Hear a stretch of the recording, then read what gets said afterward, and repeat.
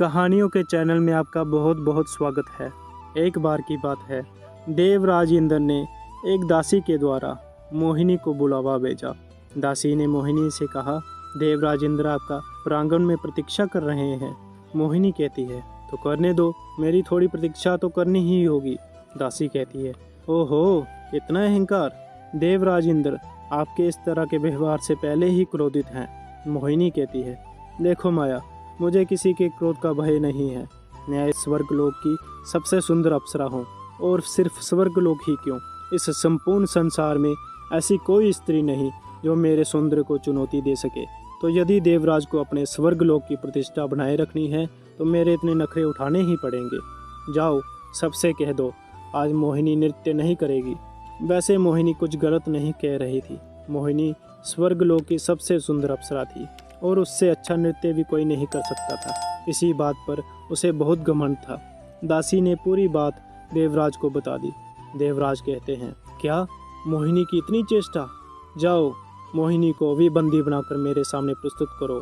देवराज के सैनिक मोहिनी के कक्ष में पहुंचे और उसे बंदी बनाकर देवराज के सामने ले आए। मोहिनी कहती है, देवराज, मेरे साथ इस तरह का व्यवहार का क्या कारण है? देवराज कहते हैं, तुम जिस तरह का व्यवहार करती आई हो, ये उसी का फल है।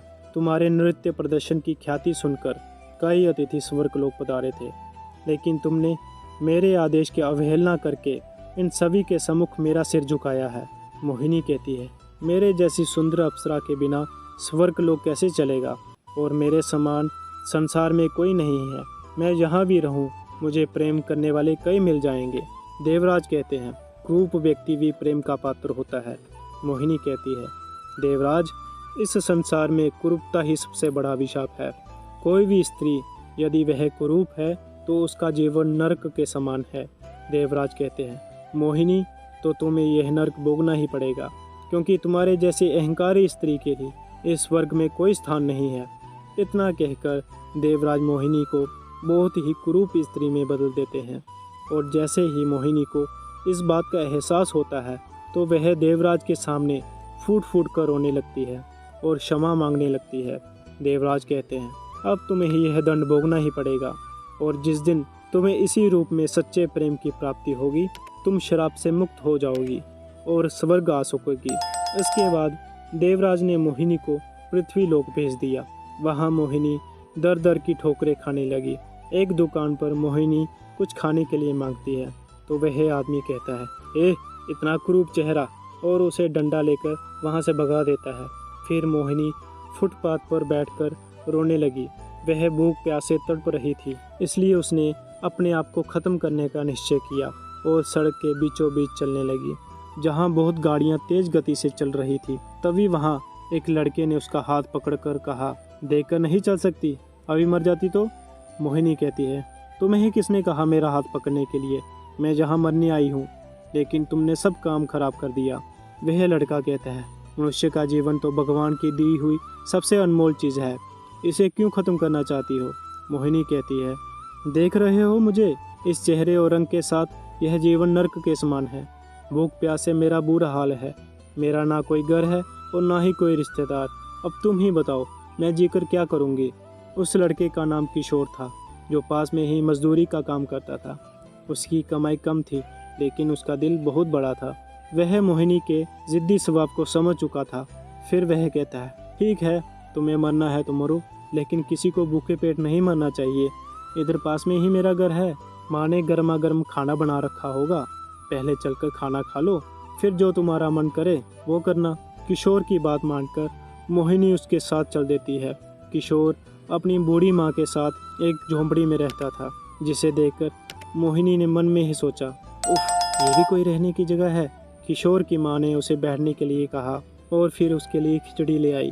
लो बेटी, खा लो। मोहिनी को खिचड़ी देखने में अच्छी नहीं लग रही थी, लेकिन उसे भूख लगी थी। फिर वह बेमन से खिचड़ी खाती रही और खाते खाते उसे स्वाद आने लगा। देखते ही देखते उसने सारी खिचड़ी खत्म कर दी। खिचड़ी खत्म करने के बाद वह धन्यवाद देती है और कहती है, अब मैं चलती हूँ। अम्मा कहती है, पर तुम जाओगी कहाँ बेटी? किशोर ने मुझे तुम्हारे बारे में सब बता दिया है। बेटी, ये झोंपड़ी ज़रूर है, पर तुम्हारे लायक यहाँ जगह हो ही जाएगी। तुम आराम से यहाँ रह सकती हो। संकोच मत करो बेटी, बुरे वक्त में ही इंसान के काम आता है। ज़्यादा है तो तुम मेरा घर के कामों में मदद करवा दिया करना। मोहिनी मन में ही सोचती है, ओहो, तो ये बुढ़िया मेरे से घर का काम करवाना चाहती है। लेकिन चलो कुछ दिन यहाँ रहकर देखती हूँ, वरना मरने का विकल्प तो है ही मेरे पास। ऐसा सोचकर मोहिनी किशोर के घर में ही रुक गई। लेकिन जैसे जैसे वक्त गुजरा, मोहिनी की सोच बदलती गई और वह घर का सारा काम करने लगी। किशोर और उसकी माँ मोहिनी की हर ज़रूरत का ख्याल रखते थे और उससे बहुत प्यार से बात करते थे। इसी वजह से मोहिनी अपनी बदसूरत चेहरे के बारे में भूल गई थी। एक शाम बाजार में मोहिनी कहती है, वाह कितनी सुंदर वस्त्र हैं। तभी मोहिनी की नज़र पास में खड़े आईने पर पड़ी तो वह अपना चेहरा देखकर उदास हो गई। ऐसे ही कई दिन बीत गए। एक दिन अम्मा मोहिनी को उपहार देती है। मोहिनी कहती है, इसमें क्या है अम्मा? मोहिनी ने तुरंत वह थैला खोला तो उसमें वही कपड़े थे जो उस दिन मोहिनी को बाज़ार में पसंद आए थे। अम्मा कहती हैं, ये कपड़े किशोर लाया है तुम्हारे लिए, कह रहा था तुम पर बहुत अच्छे लगेंगे। मोहिनी चौंक गई और सीधा उसके पास जाकर बोली, सुनिए, आप मेरे लिए ये कपड़े क्यों लाए? किशोर कहता है, क्योंकि ये तुम्हें पसंद थे। मोहिनी कहती है, पर शायद मैं इन्हें पहनने के लायक नहीं हूँ। यह वस्त्र किसी सुंदर लड़की को पहनने चाहिए। किशोर कहता है, नहीं मोहिनी, मेरी नज़रों से देखो, तुम बहुत सुंदर हो। जब से तुम मेरी ज़िंदगी में आई हो, मेरी माँ कितनी खुश रहने लगी है और मेरी तनख्वाह भी बढ़ गई है। और मोहिनी कहती है, और क्या?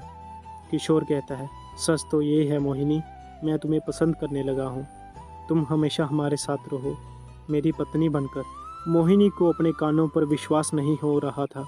वह समझ नहीं पा रही थी कि कोई उसे इस रूप में कैसे पसंद कर सकता है। उसे किशोर की आंखों में अपने लिए सच्चा प्रेम दिखाई दे रहा था।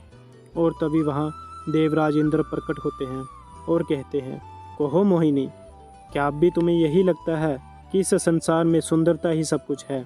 मोहिनी कहती है, नहीं प्रभु, मुझे सत्य का ज्ञान हो गया है। मैं समझ गई हूँ कि तन की सुंदरता से ज़्यादा मन की सुंदरता का मोल है। इंद्र कहते हैं, तो ठीक है मोहिनी, स्वर्ग के द्वार अब तुम्हारे लिए खुले हैं। मोहिनी कहती है, क्षमा करे प्रभु, मैं पहले ही स्वर्ग का निरादर कर चुकी हूँ, लेकिन अब यही मेरे लिए स्वर्ग है। और एक विनती और है प्रभु, मुझे वापस वही मोहिनी बना दीजिए ताकि मैं अपने परिवार के साथ सुख से रह सकूं। मोहिनी की बात सुनकर देवराज मुस्कुरा दिए और उन्होंने वही किया जो मोहिनी चाहती थी। अब मोहिनी सुंदर अप्सरा नहीं बल्कि आम इंसान थी, जो भले ही देखने में सुंदर ना हो, लेकिन उसके पास दुनिया की सब खुशियाँ थी। कहानी अच्छी लगी हो तो हमारे चैनल को लाइक, शेयर और सब्सक्राइब ज़रूर करें। कहानी सुनने के लिए आपका बहुत बहुत धन्यवाद।